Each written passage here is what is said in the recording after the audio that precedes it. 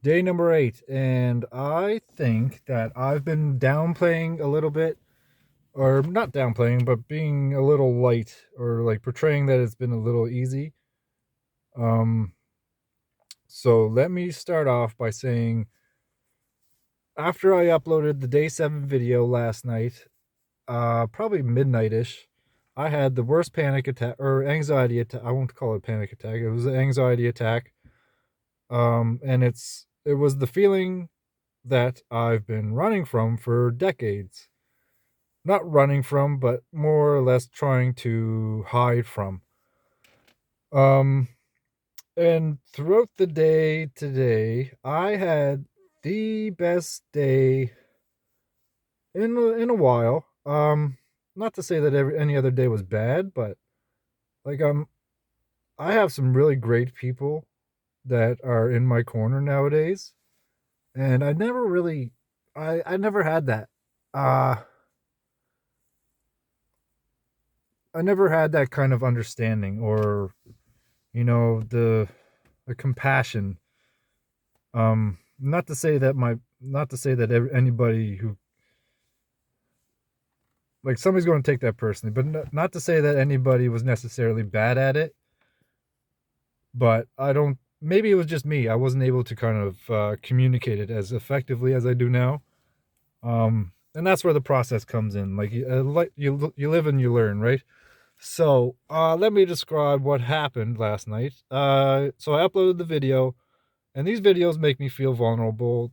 I think that's what the purpose is, truthfully, is to get myself out of my brain and to speak it to the world. Um, and to help somebody. Like, I want to um, be able to be there for somebody, whether it's physically or not, just to create these videos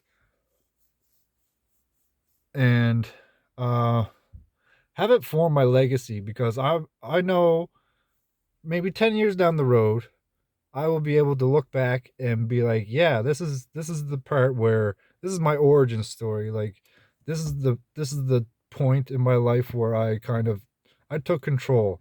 So that's essentially what the goal is. But last night at midnight, it was the worst anxiety attack I can remember, honestly. So I was lucky enough that my girlfriend was awake, so I was able to kind of talk to her, and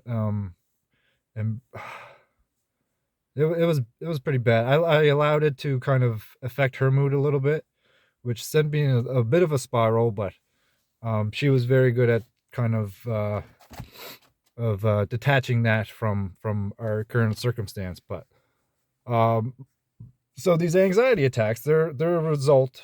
Like, any Google search for THC withdrawal will. Excuse me, this tea is making me antsy here. But it's not an anxiety attack. So yeah, I forget my train of thought as far as that goes. But this panic attack felt like my chest was caving in, my heart was going to explode, my mind was just gone somewhere else. Obviously in the past. So any Google search will show that THC withdrawal anxiety is a fucking real thing, and that's as a result of the THC kind of rewiring your brain. Uh, Brain chemistry, blah blah blah blah blah blah blah.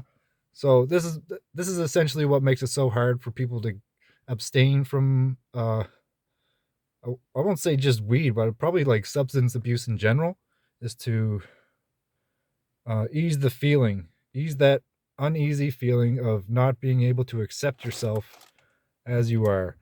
So yeah, my girlfriend was able to talk me down a bit, so she went to bed, and I had this plan of laying in bed, relaxing, and doing my YouTube meditations, my talk downs, and going to sleep, because I knew I was overtired, and a tired brain does not really compute very well. So, um, and usually they work very well, usually. But about 2 minutes into this meditation, where they were talking about kind of observing your thoughts, and attaching them to your breath, and then exhaling them and letting them go. But I was not able to do that. So I was in this dark room, just losing my shit, losing my marbles. Honestly, I felt this sudden urge to escape, to be anywhere else but where I was. Um, it's such a shitty feeling. Um, oh man, oh man. So after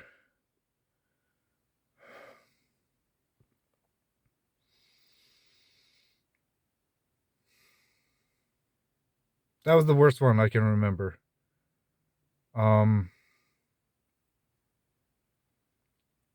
and I remember I was in the forces for a number of years and being stuck on this ship, sailing for months at a time. I would go through the same process, and everybody, like, well, the people that I talked to thought it was psychological, and I guess in a way it is, but there was an underlying factor there that I'll get into. So, I was laying in bed, losing my marbles. I didn't want to. I didn't think anybody else was awake, so I had nobody to talk to. I felt so alone, and I could identify that this is the feeling that I was hiding from for decades.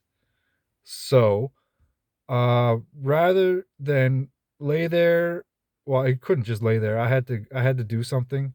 So I turned on classical music very loudly.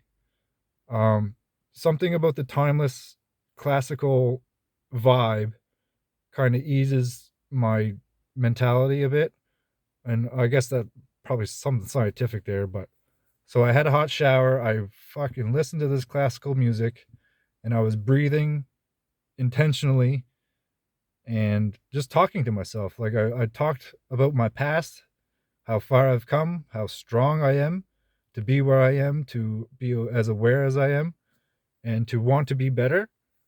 And it felt like a battle. It honestly felt like a war. Like, um, man, oh man. But I could gradually feel my heart settling down, my thoughts settle down. I was able to kind of ground myself, and when I laid back in bed, I just put on some music. I put on nice easy music, nobody talking, and I was able to kind of step down and finally go to sleep. Um so that was a victory in itself. I didn't bother. I don't want to say I didn't bother anybody because I know it's not a bother to kind of help, but at a certain point you need to take ownership of the process. Um the fact that it's a feeling or a thought that you're trying to hide from is something that you need to own yourself, because nobody will save you from it. Like, people can talk to you till they're blue in the face, but nobody's going to solve the problem for you. So today, that brought me into today. I woke up feeling okay. Um, I felt really good. I felt like I won a battle last night.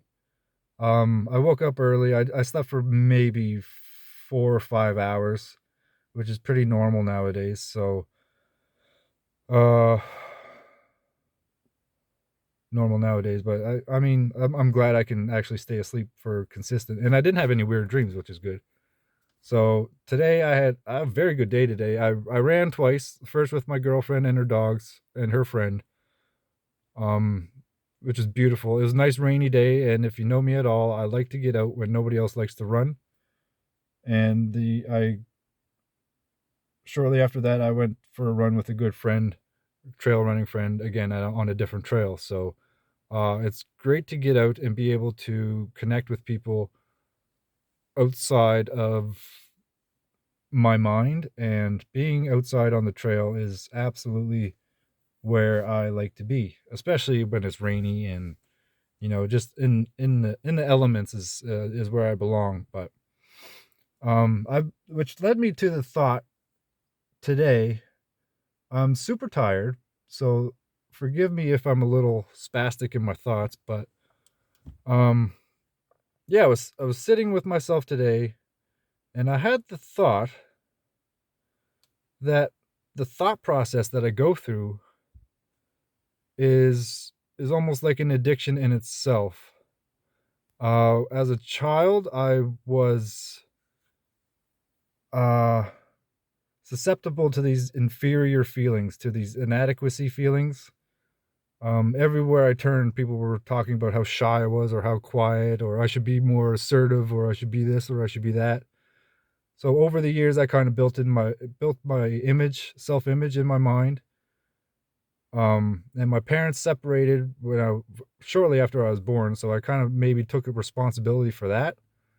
And my brothers are both 7 and 8 years older, so they were always kind of living the life that I wanted to live, if that makes any sense. And we bounced around the country, blah blah blah. So, oh man, that's a long fucking story in itself. But long story short, I ended up with this separation anxiety where people still joke about it. Like, I remember starting school here in Nova Scotia.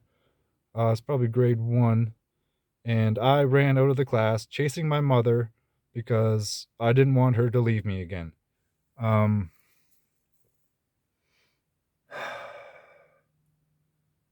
and people still joke about that, but I don't find it very funny. So that's where that thought process comes from, and my self-image was tied very much to that over the years. And going through high school, I was very aware of wanting to be detached from being visible. Like, I didn't like attention, or I didn't like to be the center of attention. It was very uncomfortable. Um, yeah, and that just fostered a very negative, uh, very negative portrayal of the person that I was. I was always kind of skinny, and I was big ears and stuff, like ears that, well, not big ears, but ears that stick out. Like, I was always very self conscious, because nobody will ever shy away from telling you what's wrong with you, or not what's wrong with you, but what they think is wrong with you. So just be cautious of what you say to people, because it might be feeding that monster in them, that kind of that they go back home and they hide in their corner, and they just try to hide from the feeling that you give them. So be a little compassionate in your relations and in your conversations, because the thought process is the addiction. And it makes so much sense. Yeah, it makes so much sense that the thought precedes the substance abuse, in that you're trying to hide from this uh, nasty, nasty, nasty feeling that you get when you think of how you fit into the world. Um, and that's essentially the big epiphany today. So it's day 8. I think I'm fucking doing God's work here. I swear. Like, man, oh man, it's so powerful. I'm filled with such hope. And I remember last night I felt so helpless. I honestly asked for God's help. I don't know what God is, or like, but whoever made the stars and whoever made all this, and whoever made me so aware, I asked that for help. I asked it for guidance, and I woke up today feeling like I won a fucking war, or I won a battle. The war continues, and this video's getting fucking long again. Um,